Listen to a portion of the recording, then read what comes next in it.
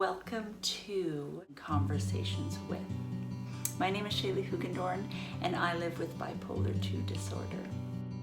Sharing with others is healing, both individually and collectively. Sharing our stories will educate others, bring more understanding, shed more light, and smash more stigma. Our voices need to be heard. Our stories aren't over yet. This is bipolar. Hi, everyone. Welcome back to another episode of This is Bipolar. I am Shaley Hoogendoorn, and my pronouns are she, her. I live with bipolar 2 disorder. I'm a mom, I'm a wife, and a teacher, and a mental health activist. And I am so excited today for my guest. Before we start, I wanted to remind you guys, I always forget that I have subscriptions. And so it's a new thing on Instagram, and you subscribe there, and it's $6.99 US a month, and you get extra content. And the most valuable thing is that you get Going Deeper episodes, which are exclusive. Nobody else gets to listen to them except the subscribers. There's a video option too. And so it's also a place where we have like a social channel. So we have talking all the time. It's like our mini support group. And this month, we're trying to have a Zoom meeting for all the subscribers. Yeah, it's really exciting. So I would love to have you there. It's a beautiful community. Join us. If you're not sure how, just DM me on Instagram and I can walk you through how to do it. It's super easy. So now that we have that out of the way, I would love if my guest and friend and fellow redhead could tell us a few things about yourself. Of course. Well, no, first of all, thank you for having me here. I'm such a fan. Just a big thank you from the whole community for everything you do. And thank you specifically for having me. I am so excited to be here. My name is Dr. Andrea Vassilev. I hold a doctor of psychology. I work as a therapist in California. I'm a registered psychological associate. I am also a mental health advocate, an educator, a speaker, a writer, because I have lived with bipolar disorder for over 25 years now. And I also created the world's first self-stigma program for bipolar disorder, Overcoming Self-Stigma in Bipolar Disorder. Not a very creative name, but a great program that's being run around the world in clinics and hospitals, and it's currently in clinical trials. So yeah, that's me. I call myself a bipolar specialist and survivor. Yes. Oh, that's amazing. What beautiful work. I know that the group that you started and all of that research and stuff is so fascinating to me because I had never thought of the stigma that was rooted inside me. So we are going to get to that, folks. But I want to start with Andrea's story. And I'm excited because I know things about Andrea, but I don't know this. And that's my favorite when I interview about, and I get to find out new things about people that I already love. And Oh, so, Andrea, I would love to just start to take it back into your childhood. What was your childhood like? And did you notice that you might be different, or did you feel different? And what did that look like? well, I noticed that I was a very anxious child. And you do see that with people who later develop bipolar disorder. They sometimes have these childhood, sort of glimmers of what's going to happen later. So I was a very anxious child. Other than that, it was pretty uneventful, some conflict in our house, but that was the big thing is I was anxious. And also, and this might resonate with some people, I felt very special. Mm. Just that somehow I was just different, just a little bit special. And I think that, that may have been a predecessor of things to come as I well, love it. right? Some Yeah, upcycling. it's true. It's true. People will relate completely. It's different. It's like I felt like bad about being different and big feelings. And also as the only one in like my family, I had three brothers, right? But also there was moments, and I can probably trace that back to sprinkles of possible hypoman things Right. coming out, but just that I used to believe more when I was younger that some of my feelings were like kind of a superpower. One of the things about bipolar disorder is that it just comes. It's not Right. Right. necessarily, I mean, there is some that can be linked to trauma and substance abuse, Well, but trauma can be otherwise, linked to like any condition, right? Trauma flicks on genes that you have a predisposition for, and the more genetic load you have, sorry, I don't want to get super techie, but no, do. the more genetic load you have for something, the less of a trigger you need to set it off. And the less genetic load you have, the more trigger you need to set it off, right? So I Yeah. apparently had a very big genetic load that was just Yes. waiting to get, turned on. Yeah, yeah, exactly. And I think that that's something I really want people to understand. I love that. You just gave me better language to be able to explain that. Thank you. And I Sure. think that's what's so great and what I'm so excited about is that you have a foot in both worlds, Mhm. right? In lived experience and it's awesome because I try to bring on almost everybody has had lived experience. I think there was one that didn't, but had experience in their family and specifically was a therapist for people with bipolar disorder, but that you have both. And it's interesting because I have, even though I love doctors and they have saved my life and therapists as well, I also am like, suspicious that they don't Mm. fully understand sometimes, and or I've had some that didn't, and you can't know everything. I'm a teacher on call. At grade 7 math, when they call me in, I'm like, who knows this? Because I don't like get your friends to help you. I'm trying Right. here. So I get that. And also some therapy, I felt like I was teaching them about bipolar because the things that they were telling me to do were impossible for me in a hypomanic episode. So Right. yes, Yeah. I'm It's really excited. Feel free to use therapist language because I want to learn as well. Oh, it Yeah. is. Yeah, I've tried to make kind of my mess my message is how I think Oh, of it because, yes. it's Yes. this experience I have, as terrible as it has been, and we can circle back to it, is a gift in some ways that I can pay forward to help Yeah. other people. Yeah, I So, love that. One of the things I always say is stay messy and beautiful.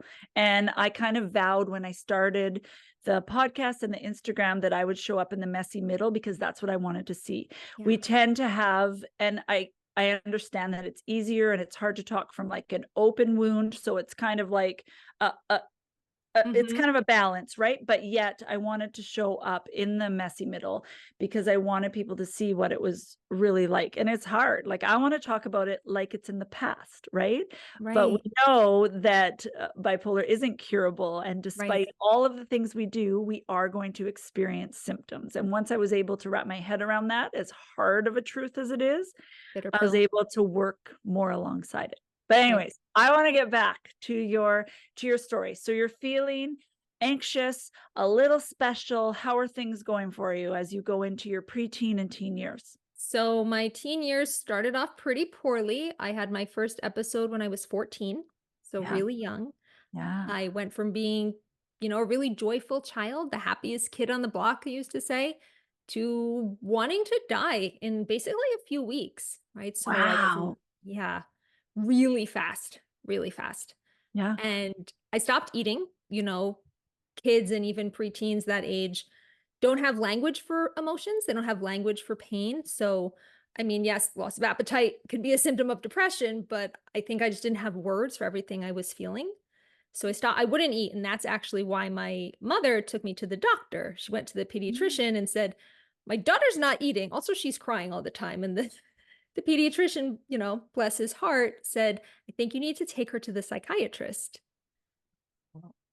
Right. So that's how that started. And my psychiatrist she was brilliant. So I remember my first appointment, she's asking me, first of all, within 10 minutes, she is like, you have ADHD. And I was like, what's that? Tell me Yeah. more. Yeah. So that answered a lot of questions that I hadn't realized I'd had. Yeah. Um, but the first thing she put me on was lithium. Interesting. So she knew, like so many people with bipolar, I showed up for help for the first time because I was experiencing soul crushing depression. Yeah. That is so often how it presents. Oh But yeah. my doctor, I think there were a couple of clinical factors like my age, right? People at a younger age often will convert to bipolar disorder. Mhm. Um, how quick it was, some of the features of it. She kept asking me, do you have racing thoughts? Yes, but doesn't everybody? All of my thoughts are Yeah. racing. What silly question is that? Isn't that normal? Yeah. So she put me on lithium, which I ended up not staying on for other reasons, but I missed many months of school that year. That was my freshman year of high school. And That tell was me remind me, I'm in Canada. What grade is freshman? How Oh, old are so you? ninth grade. So I was 14. Yeah, I was 14, Okay. like I said. So it's first year of high school. Okay. And yeah, I missed many years, not many years, sorry, many months.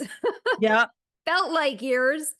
Um, and eventually I found, a med combination that got me through high school, but in retrospect, in a largely hypomanic state. But again, I think people just kind of ascribed that to my personality. But Yeah. there's a line there, and I was crossing it. Yeah, that's so interesting because you don't hear that very often. A lot of psychiatrists are afraid to diagnose young, and Mhm. also they must have had more of a specialty in it because it isn't usually the first thing, right? It's Right. almost like they try and go through everything else first, right? Mhm. Especially when you come in a depressive state, right? We rarely come in a manic state until it's too high and too late, Right. which happens to a lot of us, but we actually start reaching out when we're depressed. Mhm. And then get that And that diagnosis, delays right? diagnosis for a lot of people. But Yeah, yeah. I was yeah. 32 Oh, years old. Yeah, yeah. it's pretty wild. So wow, that's really amazing. And I hear you with I hear a lot about disordered eating or different things that happen. And it's almost like for me, it was like something I could control, right? Well, that's interesting. Yeah. I just couldn't eat. Everything made me sick. I had no Yeah, appetite. yeah. Right. Just Yeah, too and I go depressed. the opposite way, whereas, like, I don't know if I'm trying to get serotonin or what, but Mm. it's like the consuming, it's like yeah, it was really, really strange, and it was interesting because now it probably would have gotten diagnosed as just binge eating disorder, but because Mm. I didn't have it year round, it was only when I was depressed. Oh, right. So they were like, "Well, you can't have an eating disorder because it's only 4 months of the year." I'm like, "Yeah, but it takes over my life." Right. Oh, Anyways. Wow. And so did you get behind? Like, did you have to repeat things or did you just do it at home? I missed a few months. My mom was amazing. I was supposed to be in the hospital. She was on suicide watch. The doctor was like, "You should put her in the hospital." And my mom was like, "No, I don't want to do that." So she stayed with me like 24/7, Yeah. to help me catch up on my schoolwork, which was really hard because my brain wasn't functioning and I couldn't concentrate. We were reading the Odyssey freshman year. I mean, oh my gosh, of all Oh. things to be reading when you're depressed. Yikes. So Wow. so I made it through high school. I did make it through high school. And then we got to college and things got really messy, but not messy in the way you talk about messy, not beautiful messy, just Gotcha. just Yeah. messy, messy. Yeah. Yeah. Um, Tell me about that. Did you go straight out of high school? yes, I did. But I was experiencing these deep, seemingly endless depressions. I Mm. think of them as like swirling vortexes of pain and despair. That's kind of how they felt to me, seemingly for no reason, right? I was in college, things were okay if you looked at the outside, but just these horrible, horrible depressions. But they were punctuated now. They were punctuated by these breaks. And I think I would say I had three kinds of breaks. I'll tell you. The Mm. first one I call cycling into normal. Now, that's a phrase that I took from my friend and colleague, Dr. Jim Phelps, who wrote the book, Why Am I Still Depressed? If you are experiencing a lot of depression and you are wondering what's going on, or if you might have sort of a soft bipolar disorder, highly recommend this book. It changed my life because later I went to my doctor and I said, "I think I have bipolar disorder." And she goes, "I know, but no one had ever like said it to me." Yeah. Yeah. So whatever. So that was the Wow. first kind of punctuation, was this cycling into normal, right? Where you cycle up, but you just cycle into feeling regular, Yep. right? Just feels like a break. The second type was this more classic hypomania, shorter duration than most people might experience for me, but I was just brilliant and I was writing and I'd stay up all night. And one night I stayed up and I wish I could find the piece of paper, but I rededuced all the problems we have with our economy down to one big solution, and that solution turned out to be communism. Uh, maybe not really a solution, but I did Yep. come up with it. So You came up with something. yeah, right. And you probably thought and believed with all your being Oh, so that much. it was true, right? Yeah. I think people don't understand that. And I mean, all we can do is laugh, but I don't have language to explain how deeply you believe it. Yeah. wild things. Yeah, just and that you're brilliant and that everything you say is just, Yeah. And special. that everyone doesn't know. And that's what the hardest thing, because a lot of people with people that love people with bipolar disorder ask me like, well, how do I get through? First of all, I'm like, I have no answers for you, but also it's really hard because we don't believe you. Like it Right. feels like, well, you're just not like special, or you just don't have the You secrets don't to get the it. universe and you're in the way. Like get out of the way. Don't ask me for like dinner or like other things because I'm fixing the entire universe. So Right. I'm fixing the economy. Like, please take a back yeah. seat. Yeah, so it's really really hard. Actually, can we like go back and forth?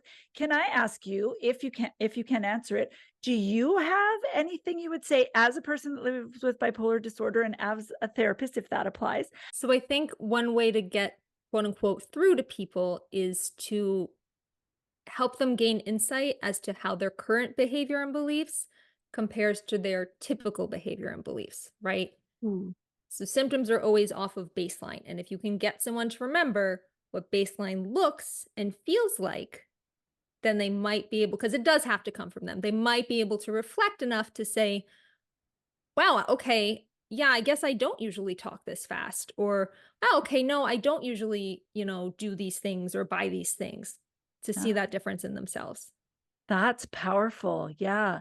And for me, that might look like a friend more than my partner, because I find Mm. the closer that they are to me, I have rejection sensitivity where it's like it hurts my feelings, or Yeah, I like get reactive or defensive.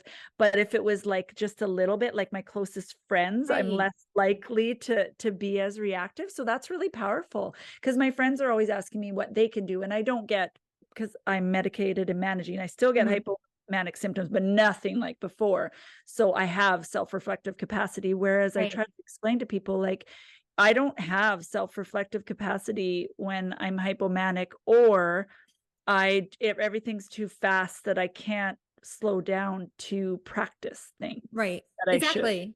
Exactly. Yeah. And I think a good way for people even to approach that is with questions, right? Mm. Shaylee, do you think or do you feel different than you did a week ago? Or do you think you're acting differently? I'm not the expert. You're the expert on your experience. So, Oh my gosh, that's so good.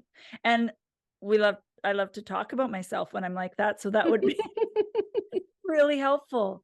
Oh, yes. Thank you. sure. That's really, really helpful, because sometimes I have a hard time answering questions from loved ones, because I'm just like, well, I can share my experience and what that looks like, but sometimes I can't, they want me to tell them concrete things to do. And I'm like, I can't put myself into the situation. So that is really beautiful. I am going to use that explanation. Excellent. Well, let's go back to Andrea in college. So did you move out of your family home? Like, were you on your own? Yes. Yes. So Andrea in college is experiencing these terrible depressions, Mhm. punctuated by these cycles. The first one being, just into normal, the second being into classic hypomania, but the third one, and you might agree that this is the worst, we're into these awful mixed states, these really agitated depressions. So that Yeah. was much of my college life. Yeah, I think that that's one that's really hard to talk about, and especially because we don't want anybody to think, "Am I just an angry, awful person? Am I just a, negative Yeah. Nelly?" There's even the added layer of, being a woman and like expecting to keep things comfortable and kind of just all that societal. Regulated. Yeah. Yeah, and so I think that it's so hard. It is so hard. It is so Yeah. hard. And when I was in college, oh my gosh, poetry just it poured out of me. I was looking through some of my notebooks last night. I Oh, wrote poems about there was one called The Parking Lot of Walgreens. Walgreens is a US pharmacy. yes, yeah. One about a bottle that was rolling around on a but like just everything, Yeah. just so much productivity in my head, so much creativity. It's a lot of it's terrible, but that's fine. That was sort of the state of things. But I Yeah. did write I wrote about what it was like to be depressed, what it was like to experience Yeah. mania, what it was like to experience these agitated states. So Awesome. Did you want to read one? If you want me to, some of them I I think would do. really resonate with people. I would love that. Yeah. And Okay. one thing you kind of just brought up too is that when I'm experiencing hypomania or even parts of depression are mixed, the deep meaning, like I was even listening to your titles, I bet you that there was such deep meaning to that, right? Like we attach such deep meaning. Okay, so I've got a couple of lines about classic hypomania and then a couple of lines about a mixed state. You Yeah. see how these compare, right? So here's the one about classic hypomania. It says, at night, when the sadness and despair have loosened their death grip, other demons come out to play. While depression retreats to the watchtower, energy and intensity take the floor. Their moves are fast and furious, leaving clouds of pixie dust and plans along their path. Onlookers see the mayhem and cannot help but be drawn to the spark. Who could resist this dancing duo in all its joy and jitters? Exuberance runs high and hard, but the burnout will scatter dreams like embers. Are you kidding me? You are a writer. I was expecting you to be like, roses are red, bipolar is blue. You know what I mean? You set it up like it was. That's beautiful. You need to share that. This is the first time I've shared it, actually. I saved it for you. I feel seen. Have one for a mixed state, which Yeah. I hope, like you said, I hope will give people words Yes. for experiences that they haven't been able to articulate. Yeah. So this one about agitated depression or a mixed state, a fire of turmoil inside, boiling my stomach, swirling up my torso, and vomiting fury out of my wicked mouth. Emotions like acid race through my veins and tear through my peace on the page. That is a College era mixed mixed state, state. Yeah, I can actually feel that in my body. right? That's really So powerful. visceral. It's so Yeah. visceral, right? Mixed states Yeah. are, yeah. Which I think is a misconception about bipolar disorder, that it's all in our heads, right? Mm-hmm. I think people are always surprised when I explain how physical it really is. Right. I would love to hear, I mean, your poetry describes it well, but I would love to hear, your descriptions or your feelings of what it felt like in your body as much as you could remember in college. Like what did that feel like to be depressed like that? What did it look like? Because you have unspecified bipolar or bipolar 1 or 2 or So very interesting. I can yeah. actually tell you, and if you need the citation, I'll give it to you, but about Yes. 70% of people with bipolar disorder do not fall into the categories of 1 or 2. What? So if we get to my 20s, I have experienced mania, but not for long enough that it was classified as mania because there's duration minimums, Yeah. right? Yeah. I've experienced hypomania, but since I've also experienced manic symptoms, I don't fall into either category. I kind of like 1.5, but there's actually like a theory about like 1.5 that I don't qualify for. But anyway, Yeah. so yes, I fall into these residual categories, as do a lot of people. Yeah. I'm starting to think of it like a spectrum, Yeah. right? For Mm-hmm. sure, right? There's 1000%. different cyclothemia and all of the things, and definitely like a spectrum. I would actually love that information because I try to give relevant information. I mostly do story, but sometimes I give like what I think are facts. And so finding out new things, I think that would really help people, because I interviewed someone with cyclothemia and they were like, well, yeah, but I'm not like, I don't think I qualify as like real bipolar or real mood disorder. And I'm invalidated in her Sure. experience. So I would love to share that. That is so interesting. Bipolar So is 1000%. 1000% happens on a spectrum, and we're coming to understand that yeah, more and more. The book I mentioned previously by Dr. Jim Phelps, he's one of the leading thinkers and yeah, researchers in this area. His work is so interesting. He has a great website, but he's currently redoing it. Otherwise, I'd share it with you. But yeah, about the bipolar spectrum, and we're not at the point yet where we can open up someone's brain and say, here we go. This is what's causing your issue. This is bipolar, right? This is yeah, bipolar. yeah. Can't do that quite yet. Got some biomarkers stuff in the works, but we can't do that yet. But it does matter, because if you present with depression, right? And I'm sure this will resonate with so many people. If you present with depression and you're prescribed an antidepressant or another antidepressant treatment, you can upcycle and you can actually feel a lot worse. And this happens so frequently. That's why there's an average like 8 to 10 year delay, depending where you are, from onset of symptoms to diagnosis. Describe what that looks like for you then, just because there are people that might see themselves in you that you had. What did your small manic episodes look like versus hypomanic, and how did you know the difference? I had a great doctor tell me once that at the heart of, and this is a generalization, but just hear me out, at the heart of every euphoria is a dysphoria. And I Okay. think that that draws a pretty clear line in the sand between hypomania and mania, right? Is that hypomania people, their functioning isn't affected. It can be kind of fun, can be really productive. Once you get to mania, those things start to fall away, Yeah. right? Functioning is impaired, judgment can be impaired. If you're me, you're doing risky things like jumping on motorcycles with guys in Brazil with no helmet on and just riding around on the beach at night to their, like, all the things. Yeah. It's a pretty impaired judgment there. Yeah. So that's a big line in the sand, is whether or not functioning is impaired. Think that it completely affects my daily life and my relationships when I'm hypomanic, but and yet I can still do the things, right? But it's really hard.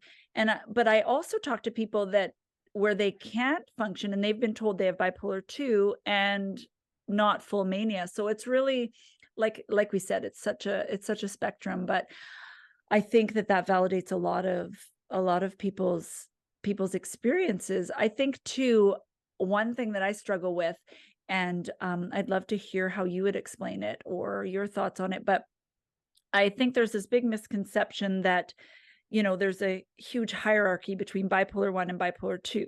And so like it's not that bad, or it's Mm. and I know we use even in medical books like a lesser form, but I don't think they're completely comparable in some ways, right? And I think that it takes away from the bipolar 2 experience because it still affects, it's still severe, it still affects your daily life, and not everybody can get up and get out of bed. And I'm just wondering about your thoughts on that, because I'd love language to be able to say, not take away from either experience, and to say that they are terrible, but in different ways. What are your thoughts on that? Well, it's not a competition. I see this, Ah, I work as a therapist. I work under a supervisor. I'm not licensed yet, but my clients with trauma, for example, some of them will come in and say, well, it really wasn't that bad. And I say, no, trauma is not a competition. And I mm, don't think that bipolar is a competition either.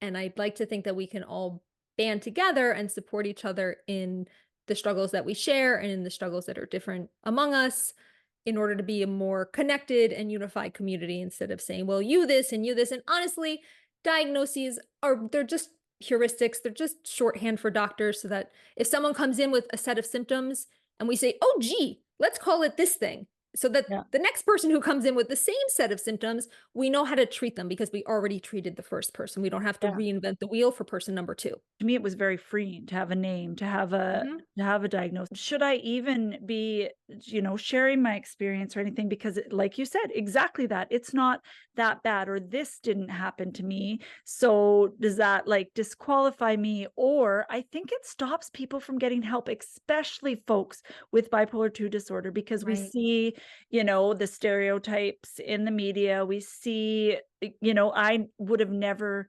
thought that I had bipolar disorder because I thought that I wouldn't be able to do the things that I do. In fact, my general practitioner told me when I came in and said, "Hey, I kind of identify with these symptoms." He said, "You wouldn't have a degree or be able to raise your children if you had Ah, bipolar disorder." So I didn't oh look into boy. it, right? He's still my doctor, really good at other things. Delivering babies, he's a pro. Mental illness, he Not so much. basically, yeah, he's like, "Well, what do you think you need?" I'm like, I think A maybe psychiatrist? the medicine thing. Yeah, but here it's impossible to get one. And as soon as you're Oh, doing, wow. remotely well, they discharge you because the need is too much. So you Mm, have to go to your GPs that don't know. Not all of them. It sounds like some know, but they aren't experts, right? right. So I Even think that, psychiatrists are not always experts. right, and they're It's just people and they're human, and I would never be like it's all his fault. But yet I would hope that there could be, more training and more understanding. And I right. think that's the huge thing with bipolar 2 disorder, right? Or yeah, so I'm always looking to bust that myth that Yes. it's Yes. easier.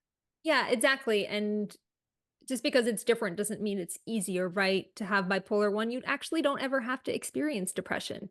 Most people do, a lot of people do, but you don't have to. Really? Yep. Wow. So it's just you have to show the mania and the duration and all of that. Wow. Whereas bipolar Bipolar 2, 2, you need a hypomanic episode and a depressive episode. So yeah, they're qualitatively different. And if you think of them on a spectrum, right? Even as I understand the neurobiology, some of that might be on a spectrum that's above my pay grade to really discuss. right. But they're not the same. Every individual expression of it is different. And like I said, 70% of people are on this spectrum and don't meet criteria for 1 and 2. Yeah. So Yeah. And I think that it's our human nature, right? We want to put things in boxes. We want to be able to, makes it easier. Heuristic. describe. Yeah. And there's so much nuance and there's so much, as much as I tell my story, I always say, like, we're not a monolith. I don't want to speak that my experience is the same. Do we have a lot of similarities and can connect in different ways? Yes. But I am not like the walking bipolar 2 representation, because sometimes I feel like a lot of pressure to represent, But right? I think you do it very, very well. Thank you. That actually means the world to me. I don't know. I love your Instagram. I love, how you can put facts out there, and you have this beautiful way of also, but balancing it, kind of not so heavy, but yet telling the truth. I think that that's really powerful. So if you don't already follow Andrea, go, because it's Best.life.bipolar. yeah, go and follow. It's so helpful, and share it with your people, right? Chances are someone, they're just not telling you, Right? If it's 1 to 4% of the population, if you know 100 people, that's right? 1 to 4 people. Yeah, yeah, exactly. So you're in college and things were getting worse. You were having these depressions. I did graduate.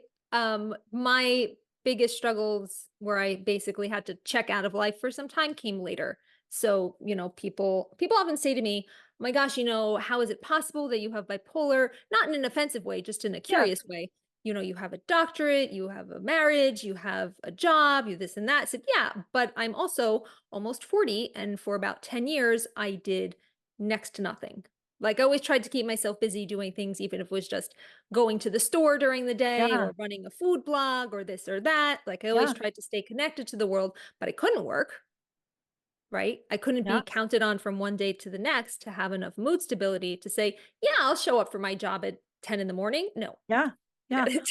Okay, tell me more about that. Tell me what that, I'm so curious about that timeline. So you finish college. Did you get married after Yes, I got college? married after. So I lived abroad for a while. I taught English. I came back. I came back from Brazil because I was very, very sick. I was in this terrible, very rapid cycling, mixed state, just going out and partying all night, Mhm. doing things that I look back on and think maybe weren't great ideas. Um, Gotcha. and then in the morning, just being literally too depressed to move. Oh, So you're going to love this one. I tried to get some help in Brazil, right? yep. And I saw a psychiatrist, went to the US Embassy website, picked a psychiatrist that they recommended, went to him, and he was very kind and very helpful, very well meaning. But he said, I'm not really an expert in bipolar, but I think that you need to basically, I kid you not when I say this, he said, have more sex and find religion. Now he's saying this to somebody in Brazil in her mid-20s in a manic episode. That's not somebody who you want to be telling to have more sex. No, and like hypersexuality is a big thing, and like delusional. A lot of people believe that like religion can be a trigger. Like a lot of people Yeah. believe that they are a religious figure, or so that's like the worst advice. Not great advice. So I came home and I remember standing in Lower Manhattan. And I don't know if you remember those video games where I love to tell the story. Those video games with Mario, Super Nintendo, where if you ran really fast, he would fly. He would like take off, Yeah, right? I was looking down the street and I was thinking, okay, I know like realistically I can't fly. But if I run fast enough, is there a chance that I might take off? So then I said, you know what, I think it's hospital time. So I checked Wow. myself in. You This checked was, yourself in. yes. What did that look like? Because a lot of people I know are terrified or just don't know what that looks like. And I just say I know that a lot of times people have good, terrible experiences, but sometimes if you're in that state, it is your only option to keep you safe and alive, like go, right? Right. So I'm so curious about what that looked like. So you went yourself, like you Mhm. someone take you or did you drive I somewhere? I I told my boss on a Friday, I said I'm not coming back on Monday. I'm really sorry. I called the admissions people, the day prior, and they said, okay, show up Monday. So my then boyfriend, now husband, took me, showed up, um, dropped me off. I knew I wasn't getting the intensity of care that I needed in outpatient. I needed like someone to start over, look at my meds, put me on the right track, and also be safe because I was really all over the map. Yeah. So is it in America, is it a like we only have if you get like you have to be so bad, you have to be basically a harm to yourself or others to be admitted, and it's in our public hospitals. Like is this a private thing? Like it is unheard of to be able to call somewhere. I guess there's addiction ones and stuff that could be private, but like this is very new information to me. Like you can call somewhere and go there. Yeah. Wow. Tell me That's more. well, you can certainly go in through the emergency room when you're a threat of harm to yourself or others, certainly. And there's legal holds that, a doctor can place on you to say, okay, you're a threat to yourself Yes. or others for 3 days. We're going to keep you here. I might renew that hold, et cetera, et cetera. But you can also say, I need some help. Call up, I got lucky. They had a spot right away. Sometimes you might have to wait. Um, but yeah, it was self-admit. And because of that, I could have checked myself out. So the laws are different. They could have put a Right. hold on me in the hospital, but also if I wanted to leave, I could have said, I'm like, peace out, I'm going. Yeah. And so then is that a private paid thing or is that available to everyone? So that's a hard question. It's a private paid thing, but my insurance paid for it. So it's Okay. not a Okay. totally private paid thing. Okay. Okay. So It's just yeah. a standard hospital. This is Columbia, New York Pres. It's a really great mental health Okay. Just in hospital. case anyone was listening and wondering what to do, definitely look into that because I didn't even know that was an option. I feel like that would have been a beautiful option for Right. me because like I wasn't sick enough to go to the psych Hmm. ward, but I knew that if I didn't get help, like I didn't want to go, I knew it was just going to be going back to the grind and that I wasn't Right. going to. So I was lucky there was an in between place that barely has beds, but it's for like short-term emergency stay. Hmm. And I could go in and out. And so even though like a lot of them were like, you're not sick enough to go there. I'm like, if there's a bed and you'll allow me, I want to go because I knew that there was a psychiatrist there. And I was basically telling them like, hey, I don't actually even want to leave the hospital unless you tell me what's going on. Like what is like Right. I actually wanted to figure it out by then because it had been so many years. Right. And so that's really fascinating to me. Tell me about your time in there. Well, I was there for 2 weeks. Mhm. I mean, I was there along with people who had been put on hold, people who were not self-admit. So it's all one Okay. psych ward.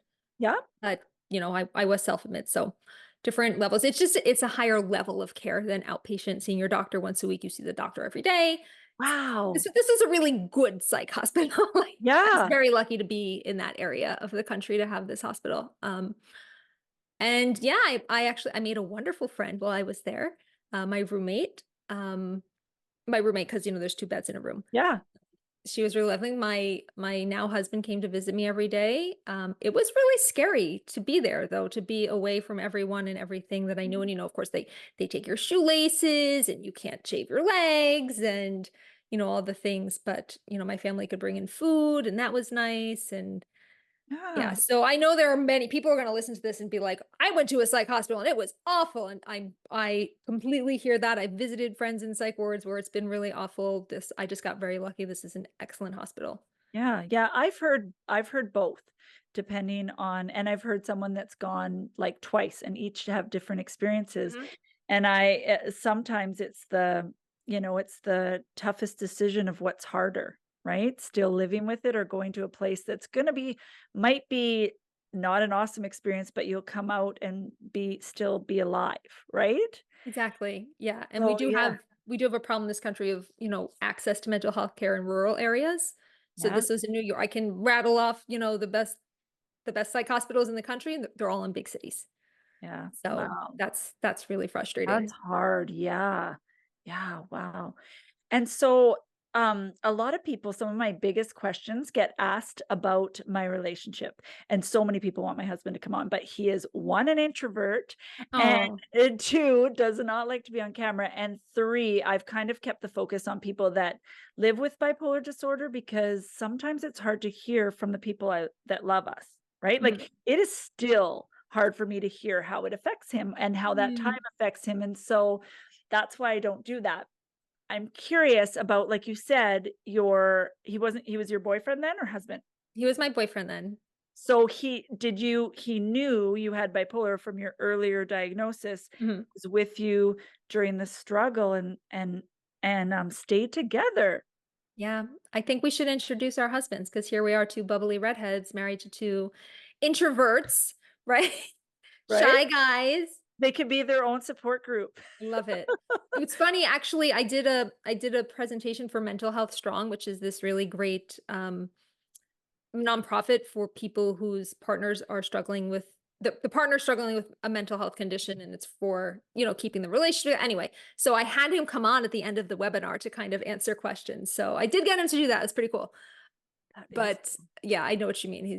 It's really hard on them. So I yeah, think I've seen my husband cry twice, yeah. and both times were when I wanted to kill myself. Yeah. So Wow. Wow. I think it's yeah, I think it's so hard because it's like I want the message out there is very much like there don't get in a relationship with bipolar people. Who she's mm, so bipolar, all those. So I try and combat that. And then also understand that there needs to be space for, the hard things. I think it would be too difficult for me. And also I don't think it would be that helpful for listeners that have bipolar disorder. So there's other spaces for that. But right. I'm No, I trying. totally I get that. I totally get that. A lot of people ask me, when should you tell them? And I have no clue because I married my husband when I was 23 and found out 10 years later. So Oh, did you tell your husband right away? How did that work? A lot of people are so curious about those things. it came up because it got to be winter time. It was Yeah. very dark, and I have a really strong seasonal pattern, Yeah. which is why we live in California. Mm. Very strong seasonal pattern. So we went on a trip, and in the airport on the way home, I was lying down and just in my depressive state, right? Couldn't smile, couldn't talk, was crying. And he was like, "What's going on?"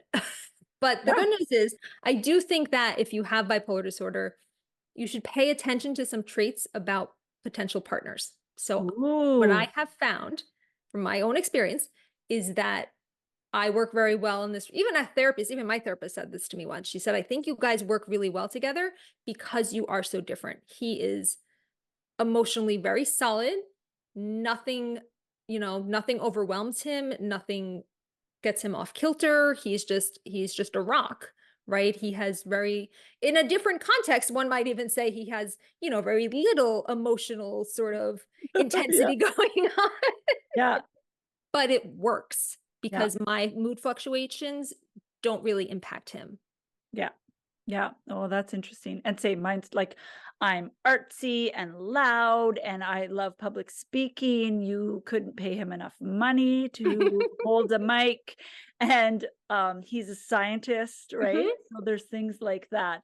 It's definitely interesting. Yeah, it's just really interesting. I think it would be very difficult to and I know people do it, and I think that that's awesome, but I think it would be very difficult to be married to someone that's exactly like me, right? We Right. wouldn't be That, able to yeah. help each other for sure. And also, I get I get a little bit frustrated with this, like when everyone's like, "Oh, he's such a saint that he has to deal with you." Or I had my doctor say Oh, that, and I was like, "Just so you know, he has things too." Like, yeah. yes. So it's like I honor that that's an experience, and also we're awesome too.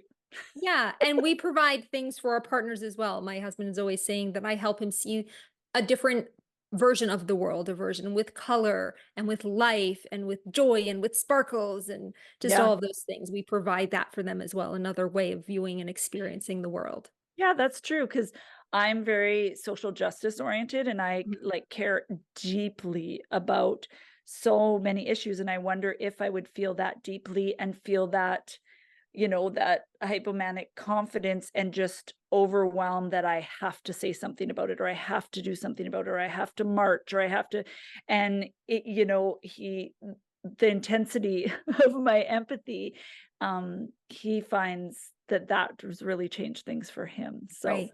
Yeah. yeah, so if you're out there and you're thinking you'll never find a partner, or that you don't have, maybe you're in a bad place that you think you don't have much to offer, I am Hmm. telling you that you do. Of course, we are talking about managed bipolar disorder, right? It's very difficult to be in a relationship with folks that are struggling, but yet there are people out there that, like, we think that we have to be, I know a lot of people think that they have to be alone or they're going to be a burden, and we can be amazing. And I think I always struggle with that fine line of how to talk about it, because I don't know about you, might have a different opinion than me, but a lot of people say, you know, if if someone wanted to take away my bipolar disorder, I would say no because it's superpower. And I am telling you, yes, there's good things out of it.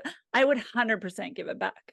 Yeah. I would, if you said I didn't have to live with this. No, 100%. I would send it back on, with the quickest return label I could print. In some of the group work that I do, we talk about like what are some hidden gifts of the condition.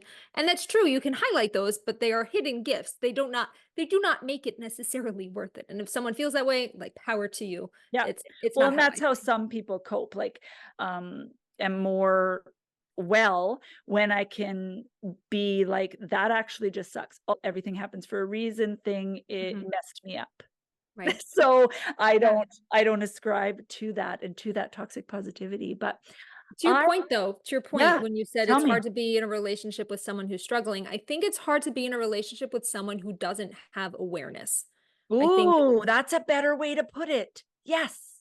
yeah, because I Yes. struggle and I'm in a relationship and that might be harder, but I think where it really gets difficult is if the person doesn't have any awareness, right? If they're doing the things and they're trying to get well and they're trying to stay well and they're, just doing all the stuff, that's easier than if they say, "No, there's nothing the matter here. There's nothing going on. I don't need Yeah. any help." That's very hard.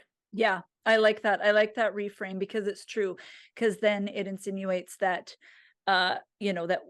because we're in a relationship, we're not struggling. I think that one of the things that I want to break the stigma around is that because we are advocates, or because you are, a therapist, that we don't still struggle. And I think there's just this idea that people that are managing are, cured, right? Or people talk about Right. being healed or things. And I think that that makes people stuck, because I know for me, when people would just go, that had mental health disorders, that would just be like, I was here and now I'm here. Do you know what I mean? Mm-hmm. I'm all better. And I was just like, so then it just perpetuated, like, what's wrong with me that I can't be better. And I think that's a Yes. really strong point that you brought up. Like, we still struggle, but the difference is self-awareness. Yeah. Right. Yeah. And I think that anybody, we live in this achievement oriented paradigm where if you're doing quote unquote well with bipolar disorder, like, let's celebrate you. But I wrote an article for Slate like this. It's one of the first things I wrote.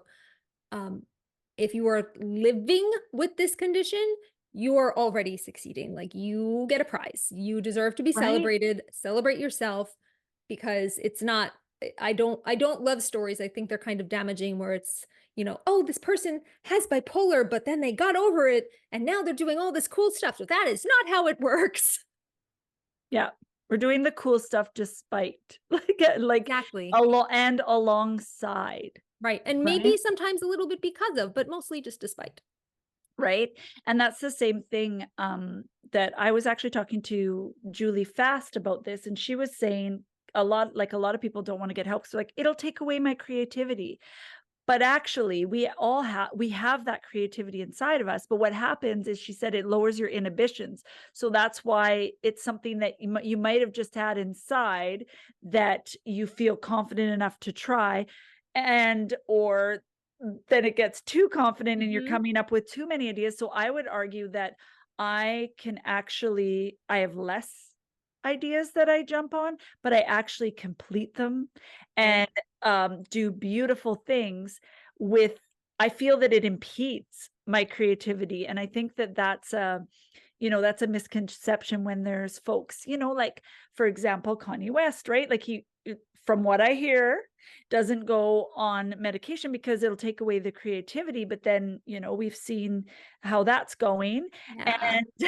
And so I think that that's one thing that stops people from getting help. But we can do really cool things and struggle still on medication. Right. And you know what? Medication did take away some of my creativity. And that was a bitter pill to swallow. No Yep, pun intended. literally. But that's okay, because now I have a life that I can manage, and maybe it's a little less creative, but it's a life that I built and I love, and it's sustainable. Yes. Oh my goodness. Yes. Yes, yes, yes. That's so true. And I say that about the podcast. That's why I don't give a day it's going to come out. I say there's 2 a month, because I knew that if I pigeonhole myself into and this works for other people, if I said every Monday, or if I said, I wouldn't be able to keep that up. And I think that, it's one of the longest projects that I've kept up with because of self-awareness that you were talking about. I realized that I go full throttle and then I get overwhelmed and back out, where I've learned to work with my bipolar and set a pace, right? Yeah. Oh, that's so interesting. All right. So I want to let the listeners know what we're going to do. So right now, in a minute, I'm going to ask Andrea some tips and things that have worked for her. But then we are going to actually record another whole podcast in Andrea's expertise and what she's studying in self-stigma. And we're going to talk about masking. So I want you all to know that now, so you can listen to it right after. Yes. So I would love to hear from your perspective as someone that lived with bipolar, someone that is, a therapist as well. I bet you that all meshes. I would love to hear, some coping strategies. And then I'm curious if there's some for you that are hard, that you give as advice, but are harder to do. So one of the things, and if any of my clients heard this podcast, they would be like, oh my gosh, here she goes again. So there is a lot of research surrounding social rhythms in bipolar disorder. Okay. Circadian rhythms, which are your body clock rhythms. Very briefly, they help your body regulate not only sleep wake, but also body temperature, hunger, mood. Your circadian rhythms are basically 24 hours. The human body clock runs at about 25 hours, and every day we have to reset to 24. And if you have bipolar disorder, that's probably harder for you, because the part of our brain that controls circadian rhythms is not quite right. There's a whole line of research into this.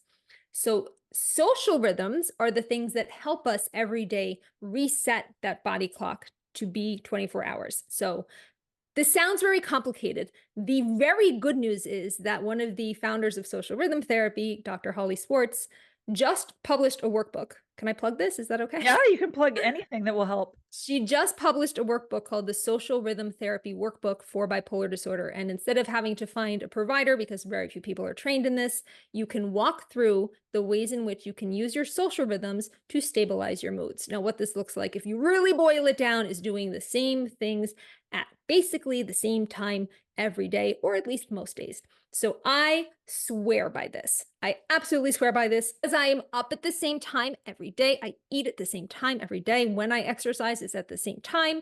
It's not every day, but when I exercise, it's at the same time. I interact with people at basically the same times every day, and it entrains your physical body circadian clock to just be more regular, and that has been shown to stabilize moods. I mean, think about it. When you don't sleep, what happens? Yeah, exactly. Right? Yeah. So it starts with the foundation of getting the same amount of sleep, same time to bed, same time up in the morning every day. But there's so much more than that. It's a wonderful book. Check it out. The Social Rhythm Therapy Workbook Yes. for Bipolar We'll Disorder. put it down in the show notes as well. I'm pointing down. So it's so accessible. Okay, here's the thing, and this is for me specifically. Mm-hmm. So I don't do that. And that is the hardest thing for me. It's so hard for me because one, I feel trapped when I have to do the same thing every day, every time. I've also set up my job so that very many of my days look the same. I mean, I do have some, I'll get into that in a minute, but I also struggle with going to bed. I go around the same time, but on the days I can sleep in, I 100% do because of my medication, right? So I struggle, and I believe you that that is to be true, but I feel like it's unattainable for me. But where would I start? Right? Because I feel like, oh my gosh, and we have some shift workers, we have other people. Right. Where would I start? I mean, I have kind of a cycle that I do on the days I work. Obviously I'm a teacher, I have to go by the bell or whatever. But then some days I don't work. And then that's why I podcast too. Right. And it's harder. I think it's actually harder for us, but we need it more. I know, but Part of what I love about Dr. Sports' book is that she helps you. No one's coming to give you a schedule, right? You want to find the routines that you have and the natural rhythms that you have and leverage those and just put them into place and then aim to do it within like 40 minutes, like maybe 4 to 5 times, 4 to 5 days out of the week, right? And you'll see, I mean, you'll see it's the proof is in the pudding for that one. Oh, I believe you. And it's like, I beat myself up about it because I'm like, why can't you do this when you know it's going to, it will help. And that's the most interesting thing about bipolar, depression, a lot of things with mental illness. Some of the things that are the absolute best for us are the hardest to do. But like it's wired to be hard. It's right? The suprachiasmatic nucleus is the funny sounding part of the brain that controls your circadian rhythms. And in bipolar disorder, there's a lot of evidence that it's just not working quite right. That makes total sense. And so, I am definitely going to read that. And I'm trying to figure out, and maybe other people out there are with me on this. I'm still working on trying to figure out how I can, I like the idea of rhythms more than schedules. And that's what it is. You leverage your own rhythms. You figure out what chronotype you have. You're a morning person, evening person, in between somehow. And you find what naturally your rhythm is. And you just sort of set them. Yeah. And I found that like my natural one isn't conducive to raising children or have a job. So I would love to sleep till like 11 or noon. And my peak time is like 10 to 2. That I can't do that. I couldn't do that. Raising kids is not healthy. But I find it really difficult and I know other people have said this too, because I've talked about like going to bed the same day you woke up, right? Because I'm a night person. I feel like I'm stealing the night. I love it. Like it's hard to get to bed before midnight. Very common. And and I struggle with the whole getting up with the meds, right? To get up, like, do you find it hard, like, to get up? Like, do you find that hard to do, or does it become easier? When I was taking lithium, I slept from 1 to 11 every day, but that's what worked for me. That's what worked with those meds at that time. But it was the same every day, right? And now I have actually, and it does take work. I'm not saying it's like a one and done. This is not a solution that you can buy in a prepackaged envelope. Yeah, I wish, right? Right. You had to do the work, get Holly's book, do the work. So now I'm up at the same time every day, almost without an alarm. And it changes throughout the year as the sun changes because I've managed to sync up to the sun. Yep. So when the sun comes up, whatever amount of time later it is, maybe, I don't know when the sun is up, but I'm up at that time. Interesting. Yeah. See, I definitely feel it in the spring and summer where it's not hard to get out. It's not as hard to get out of bed. And I kind of can feel it I know if I wasn't on meds right now, I'd be sleeping 4 hours max. So I'm grateful for them that way. But then in the winter, it's painful for me to get up. It's hard. So yeah, I'm excited to read that. And I like the way you put it. I find that you're very encouraging, because I find that sometimes I see these things are like, you have to change everything, or I see these things and they feel too hard, so I don't even try. And I think that's what I love about how you present things, and I love about your account, your Instagram as well, is that you make it seem attainable, because I think that a lot of us, we get overwhelmed, and so then it's hard to do any of them. And I just try to shout it from the rooftops that every small step helps. And you know what, with our brains, we might not be able to see it. Like, I know I have to ask outside people, like my friends and my family, to be detectives. I'm like, this isn't working. I'm exactly the same. Or these meds aren't working. And I'm like, what do you think? And they're like, so it's 100% working, right? Right. Yeah. Have... Do not, in any wellness thing, do not let the perfect be the enemy of the good. Ooh. But tip for you, if you need to get more insight, do you track your moods? Sporadically. Yeah. How do you track them?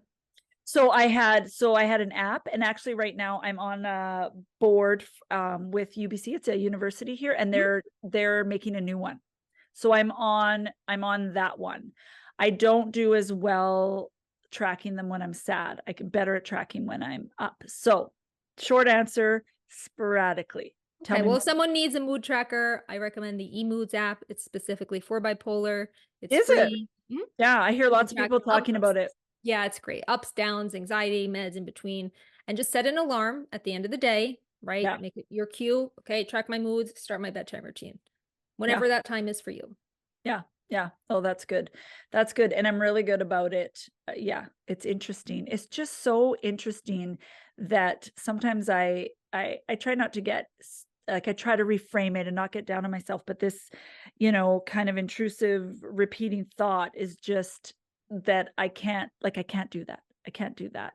And just, that's too hard. And that's what the most frustrating thing is with the illness, is that the things that will help you are the hardest, right?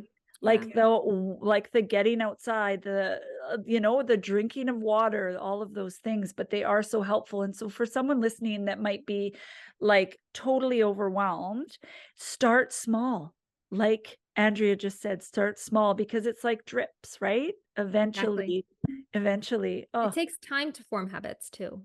It does. Isn't it something like 20 something days to try and start anew? I don't know. That's probably something I should know, and I don't. Yeah. I heard it somewhere, because I was listening to something, and they said if you can continue, it is more likely to be a habit if you can do it for like 20 something days. Don't quote me, anybody. Don't quote me. Facts are hard. Facts are hard to remember. What other things do you do this rhythms. What are other things that you do in your life to stay well? I move. Whether I get cardio exercise, because I used to do cardio exercise literally every day. I am no longer that young or that energetic to be doing that. Yeah. But I do, it's like medicine. It's not, oh, yay, I love to work out, let's go to the gym. No, it's definitely not like that. It's, okay, I need to do this. This is like taking pills, because otherwise I'm going to feel awful. And if I'm upcycling or anxious, I do yoga, and that is very calming. And again, these are just habits. It's not always easy, but I try to keep my concern for my future self in the forefront of my mind. That's awesome. Yeah. Yeah, that is true. And too, like, a lot of these things, like, we sometimes think meds is going to fix it all, but it's all together. And also, I couldn't do some of these things until I was on meds, right? Like, I was so dysregulated, the thought of regularly doing something was overwhelming. So I think I love how you brought up that, it's a combo of things. And moving your body can look like anything. Like, we tend to think of it. I used to be like, well, I have to go to the gym. It has to be an hour, it has to be this. And it can be anything, and it can change. Like you said, when you're up, you might need yoga and go down. When I'm hypomanic, my doctor actually recommended that I exercise, but not in stimulating environments. Way too stimulating, right? So So that's when I do other things, and it all counts, right? It does. It all counts. I know there was a time when I was so depressed that I'd walk up and down the stairs a couple times, and it all counts. You can build on that. So I love that. All right. So you've got your rhythms and you're working out, you work out, you get your energy out, you move your feelings out of your body. Is there anything else? I do move my feelings out of my body. That's true. I dance. Yeah, that's a big one. Yeah. But yeah, I think the last one would be staying engaged with people, even if that's people in our beautiful, amazing Instagram community. Yeah. Even if you feel that you can't tell your real life friends, you have this community, but staying connected to people, that's been shown to be so important as well. Yeah. I love that, because we talk a lot about self-care, but I think community care is just as important, right? Like I get messages where people are like, oh, you probably hear this, or you probably won't see this message or whatever, but I'm telling you, every Me Too is healing for me. Mm-hmm. Everyone. It's like a new feeling every time, right? And Just knowing that there's someone else out there. It saddens me that there's someone else out there, right, that there's so many. but that it's also like so comforting. And I know a lot of people with the stigmas are afraid to tell people. It's harder to tell people in real life. But the coolest thing about social media is that you don't have to show your face. You can make up like I try and play this game about best handle that follows me a week, and I think there's one about loving tacos, or like you can you can start by just talking anonymously, right? But just telling one person uh, out loud online through a message is like one of the most healing things for me I anyways. agree. Yeah. Yeah. And so Andrea and I answer our messages. Sometimes it Mhm. takes me a little bit, right? But yeah, reach out. There's a beautiful community on there, and I know everybody's willing to hold your story. So I Yeah. love that. I love those things. They're so helpful. I'm really excited to go into the next part of our conversation. I really want to thank you for who you are, for what you Oh, do. I just felt instantly comfortable with you, and you're just friendly and bubbly, and just know that you are a huge part of this journey, and I'm really excited that we're doing things together. And so I just want to thank you. thank you so much for everything you do for the community. Just like I said at the start, on behalf of everybody, thank you for being you, for who you are, for leading by example, what it's like to live with bipolar disorder and to live a beautiful life. Oh, thank you. So go and follow Andrea, and then come back and listen to our next part, because I know that that Andrea has things to share that I'm really excited to learn about. And so this is Bipolar. Thanks again for tuning in. You can find video versions of This is Bipolar on our YouTube channel. We also have all our previous and soon to be future episodes of the podcast on Apple, Podbean, Spotify, and Google Play. We spend most of our time on Instagram at this.is.bipolar. There is a vibrant community there where we have conversations and post different ideas and different strategies, and we'd just love for you to join us there. It is so helpful if you enjoy our work or think it would be helpful to someone if you could like and share and save and follow us in all or any of those spaces. If you're a listener for the podcast, if you could leave a review, we would be forever grateful. Again, thank you for being here with us. Let's get the word out. Let's share lived experiences so that we can change the ideas that people have about bipolar and help those of us that live with it feel less alone. This is Bipolar.